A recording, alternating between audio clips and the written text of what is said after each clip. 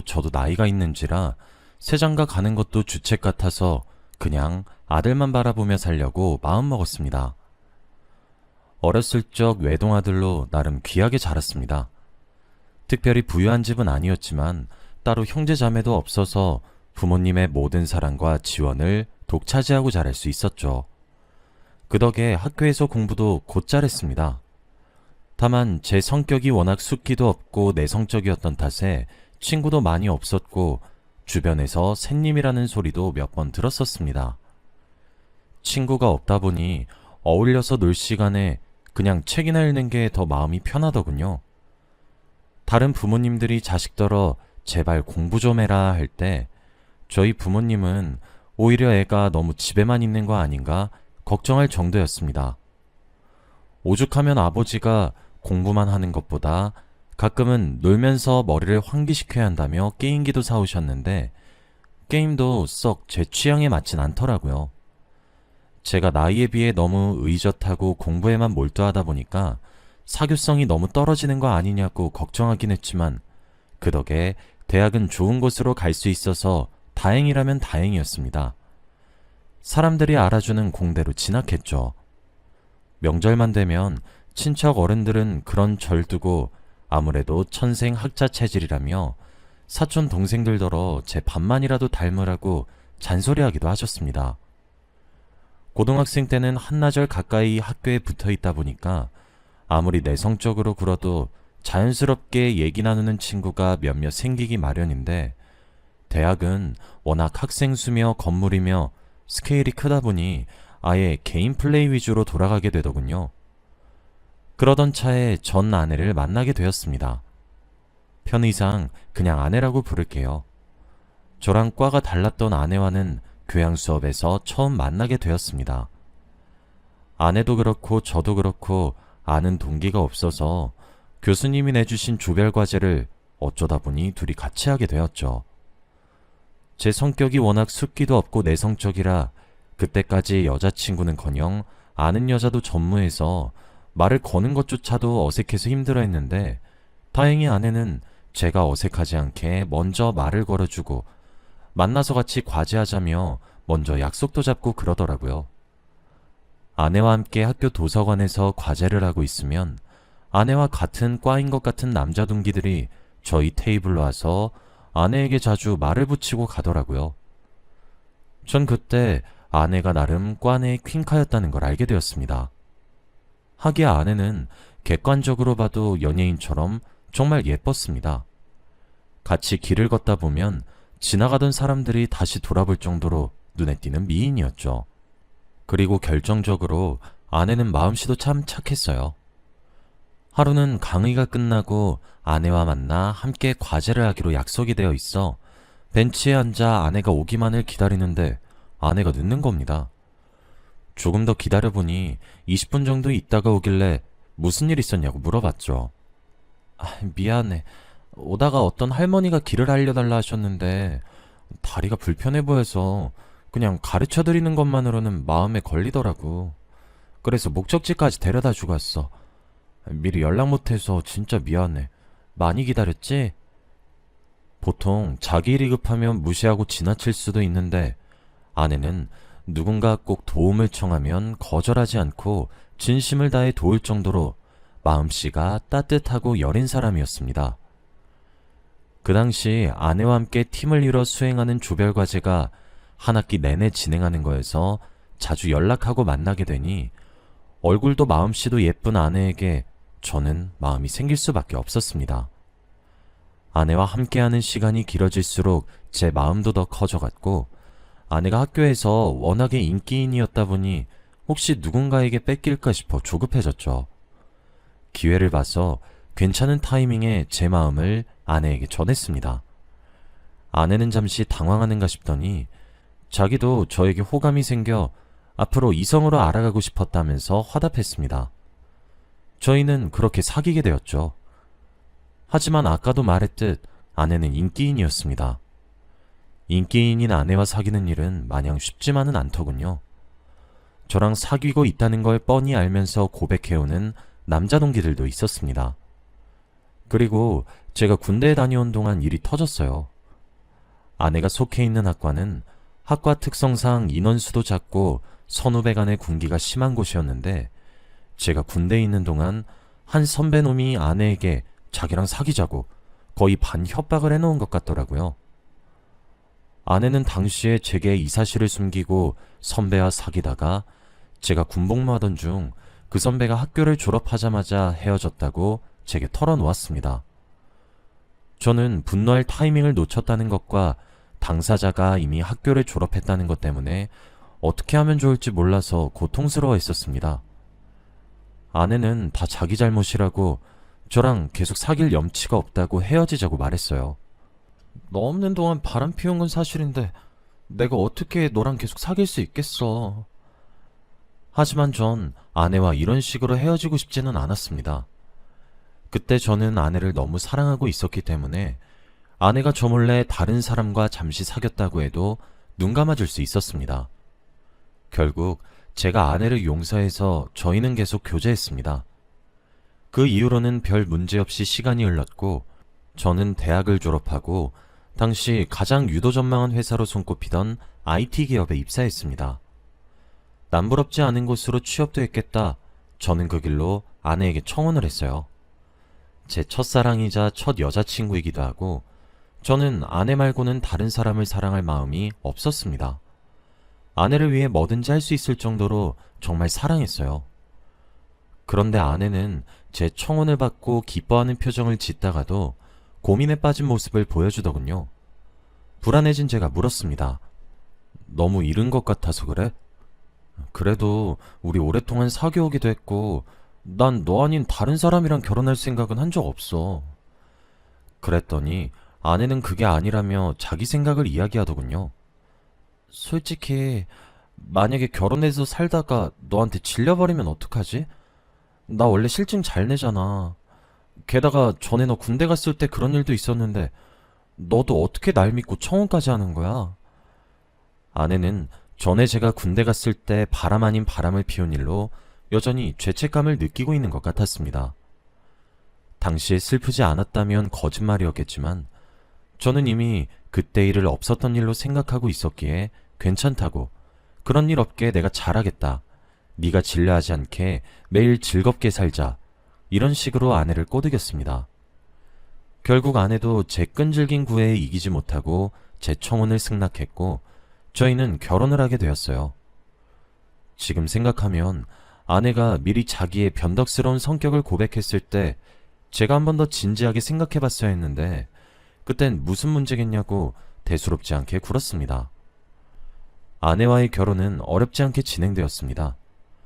저도 아내도 평범한 집안에서 자라왔기 때문에 양가의 반대 없이 결혼은 속전속결로 이루어졌어요. 제가 나름 괜찮은 회사에 다니고 있었기 때문에 아내 부모님께서도 그 점을 반가워하셨고 저희 부모님도 숫기 없어 친구 사귀는 꼴을 못 보던 애가 결혼은 할 수 있으려나 늘 걱정하셨는데 갑자기 결혼하고 싶은 사람이라며 예쁘고 참한 아가씨를 데려오니 아주 좋아하시더라고요. 결혼 후에도 아내는 시부모님께 잘했습니다. 대학 다닐 때도 어른을 공경하던 모습이 특히 예뻐 보였던 아내였는데 저희 부모님께 전화도 자주 해드리고 선물도 자주 챙기고 해서 제가 결혼 하나는 참 잘했다, 좋은 여자를 만났구나 자주 생각했었죠. 아내는 자기가 말한 것처럼 변덕이 조금 있는 성격이긴 했습니다. 그래도 그런 성격이 집 인테리어를 바꾼다거나 취미를 자주 바꾼다거나 옷이나 화장 스타일을 바꾸는 정도로 나타나서 저는 신경 쓰지 않았어요. 오히려 매일 다른 여자를 만나고 있는 것 같은 착각도 들어서 저는 아내에게 질릴래야 질릴 수가 없겠더라고요. 결혼한 지 2년 정도 지나 서서히 신혼에 단물이 빠질 때쯤 아내가 권태로워하는 건 아닐까 걱정이 슬슬 피어오르더군요. 그렇지만 마침 운 좋게 저희에게 새 생명이 찾아와 아내와 저는 임신과 출산이라는 새로운 영역에 발을 들이게 되었습니다. 예상치 못한 임신이었지만 아내는 아이가 찾아와 준 거에 대해 굉장히 기뻐하고 있더군요. 자기도 이제 엄마가 되는 거라며 웃음이 떠나질 않았습니다. 시간이 지나 아들이 태어나고 한동안 저는 처자식을 부양해야 한다는 책임감에 일에 집중했고 아내는 육아에 전념했습니다. 저는 나름대로 저희 가족이 각자의 위치에서 해야 할 일을 잘 수행하며 모든 게 잘 돌아가고 있는 줄로만 알았습니다. 그런데 아들이 4살쯤 되었을 무렵인가요? 아내가 대뜸 제게 말을 꺼내더군요. 저기, 나도 다시 일구해보는 건 어떨까? 아내는 저와 결혼하기 전까지 회사에서 일을 하다가 결혼 후 아예 전업주부로 살고 있었는데 갑작스럽게 일을 하고 싶다는 의사를 내비쳐 저도 조금 당황했습니다. 수호 아직 어린데? 갑자기 왜? 내 월급이 모자란 건 아니지 않아? 그건 그런데 나도 계속 집에서 수호만 보고 있으니까 좀 인생이 지루하게 흘러가는 것 같기도 하고 수호 크면 돈 들어갈 곳이야 더 많으니까 나도 벌 수 있을 때 바짝 벌어두면 더 좋지 않을까? 미래에 어떻게 흘러갈지 아무도 모르는 거고. 아내도 혼자 생각을 많이 한 후 조심스럽게 말을 꺼낸 것 같았습니다. 솔직히 말하자면 저는 아내가 일하는 건 반대하고 싶었어요. 제가 벌어다 주는 돈이 작은 것도 아니고 세 식구 먹고 살기엔 충분한데 아이가 어릴 때 부모랑 애착 관계를 제대로 형성하는 게 중요하다고 주변에서 말하는 걸 자주 들었거든요. 저도 일 때문에 아이와 함께 있는 시간이 그렇게 길지는 않지만 그렇다고 제가 일을 그만둘 수는 없는 노릇이니 아내가 좀 더 아들 케어에 집중해줬으면 하는 마음이 컸습니다. 요즘엔 베이비시터도 잘 되어 있고 정 안 되면 우리 부모님한테 봐달라고 해도 되잖아. 당신 생각은 어때? 하기야 아내가 저와 결혼하기 전까지는 나름 돈도 벌고 회사 생활도 잘하고 있었을 텐데 저와 일찍 결혼해 잠시 일을 쉰다는 게 임신까지 해버려서 아이만 계속 돌보니 어쩌면 스트레스가 이만저만이 아니었을 수도 있겠다는 생각이 들더군요. 게다가 일 욕심도 많고 친구 관계도 활발하던 사람이 갑자기 집에만 있게 되어 그런 건지 전처럼 환히 웃는 모습을 본 적이 언제인가 문득 이런 생각이 들더군요. 결국 아이를 아예 모르는 사람 손에 맡기는 건 제가 찜찜해서 그냥 아내의 친정 부모님 집에 맡기고 아내나 제가 퇴근할 때 아이를 다시 데려오는 걸로 합의봤습니다. 알고 보니 아내는 이미 전에 알고 지내던 학교 선배로부터 자기 회사에 자리가 하나 났는데 한번 다시 일해보지 않겠냐는 제안을 받았던 상태더라고요. 덕분에 아내가 제 예상보다 빠르게 다시 일을 시작하게 되었습니다. 아내는 오랜만에 다시 시작하는 회사 생활에 걱정이 많은가 싶더니 한 일주일 후부터는 완전히 적응해서 회사 가는 걸 기대하더라고요. 너무 일을 오래 쉬었어서 그런가? 지금은 오히려 회사 가는 게 기다려지는 거 있지? 그렇게 말하면서 싱긋 웃는 아내의 모습이 대학 시절 아내의 모습과 겹쳐 보여 저도 아내가 만족해하는 것 같으니 그걸로 됐다 생각했습니다. 시간은 빠르게 흘러 아이가 초등학생이 되었을 땐 아내도 그새 회사 생활이 질렸는지 아니면 아이도 학교에 들어갔겠다, 이제는 자기가 생각하기에도 엄마 케어가 필요하다고 느낀 건지 일을 그만두고 다시 전업주부 생활을 했습니다. 그러다 아이가 초등학교 고학년이 되었을 쯤에는 아들이 어느 정도 컸기도 하고 엄마랑 붙어있는 시간보다는 학원에 있는 시간이 더 많아 그런지 아내도 자기 취미 활동을 하거나 전에 다니던 회사에서 만난 사람들과 계속 만나며 친하게 지내더라고요. 그런 아내의 모습을 보고 저는 오히려 다행이다 생각했었습니다. 아내가 제가 벌어온 돈으로 자기가 하고 싶은 거 하면서 즐겁게 사는 모습이 너무 보기 좋았어요. 대리만족했던 것 같기도 합니다. 저는 그만큼 아내를 사랑했어요. 돈 같은 건 아깝지 않았습니다. 아내는 취미 활동이나 사람을 만나러 나갈 때도 집안일 같은 건 하나도 빼놓지 않고 늘 완벽하게 했었기 때문에 제가 나서서 반대할 이유가 없었습니다. 주말에는 다 같이 시간을 내서 아이와 함께 놀러 가기도 하고 유명한 레스토랑에 가서 외식하기도 하면서 가정을 늘 화목하게 유지하려 했었습니다. 아들이 나중에 고등학생이 되면 입시로 바빠져 이런 여유를 누리기 힘들어질 것 같아서 그랬었죠.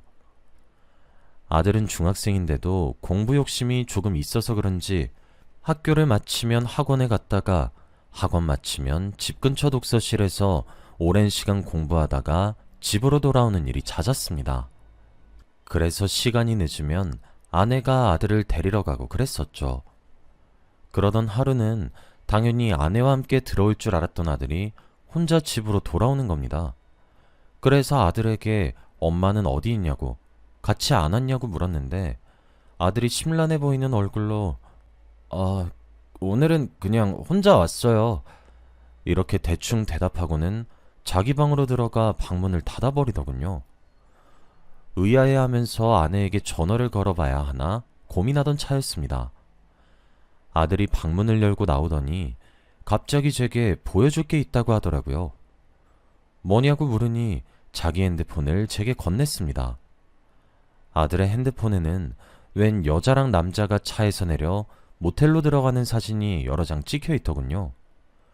제가 당황해서 이게 뭔 사진이냐고 물으니 아들은 낮은 목소리로 한번 자세히 보라고만 하더군요.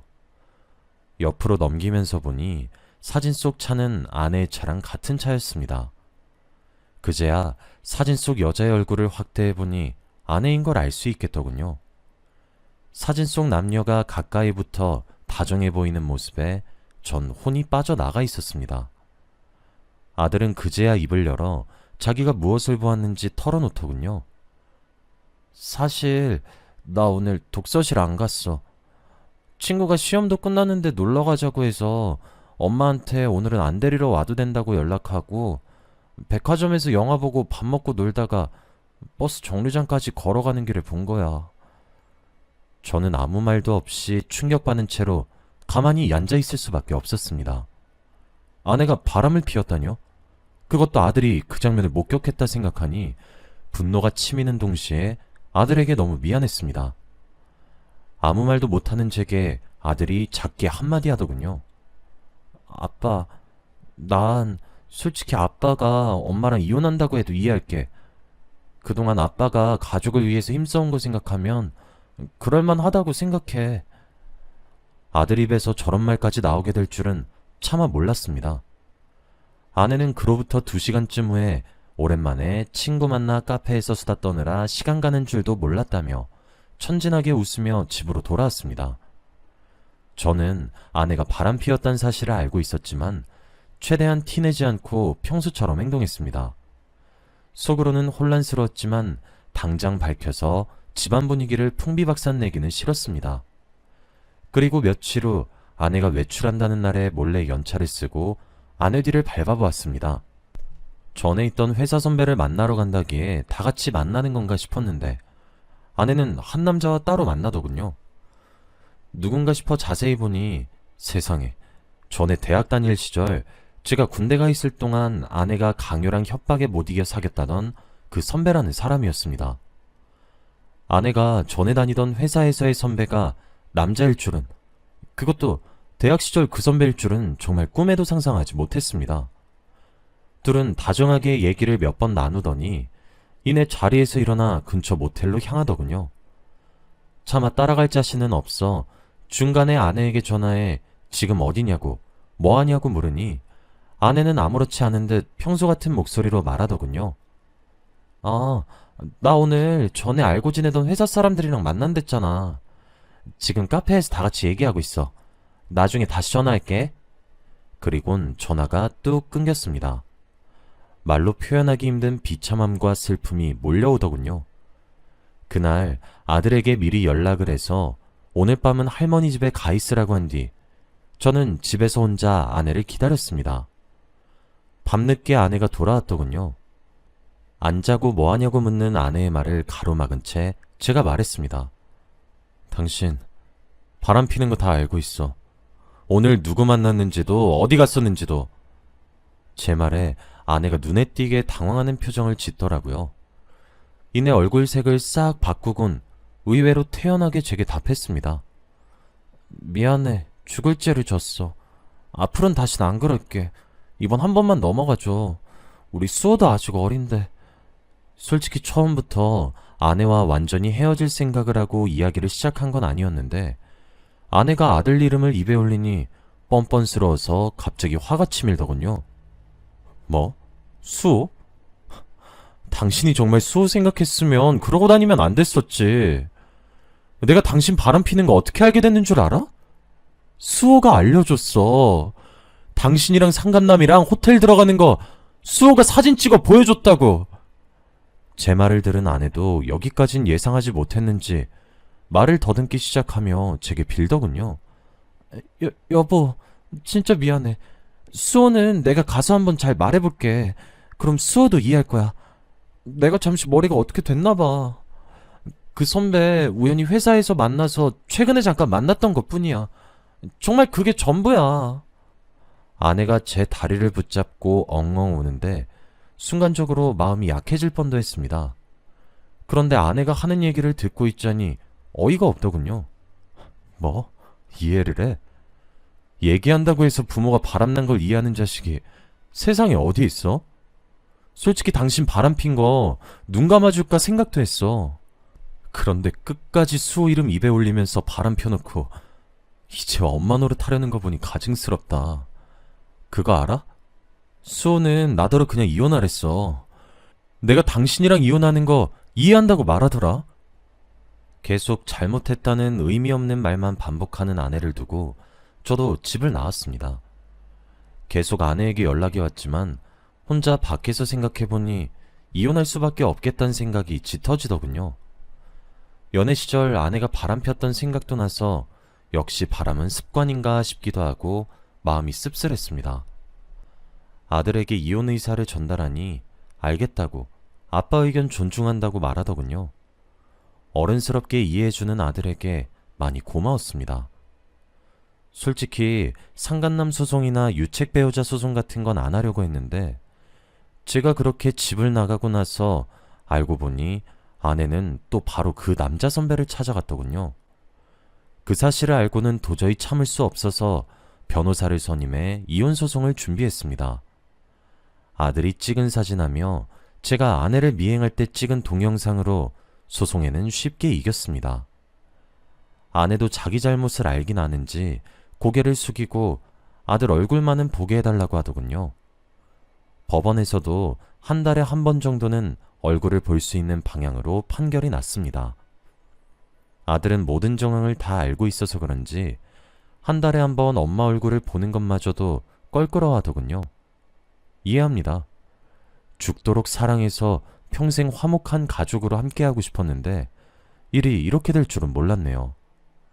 씁쓸하지만 지금은 정신 차리고 아들 양육에 집중하고 있습니다. 너무 상처가 커서 그런지 아예 일이랑 아들에게만 집중하는 게 그나마 낫더군요. 여러분은 저처럼 슬픈 일이 없길 바랍니다. 제 사연 읽어주셔서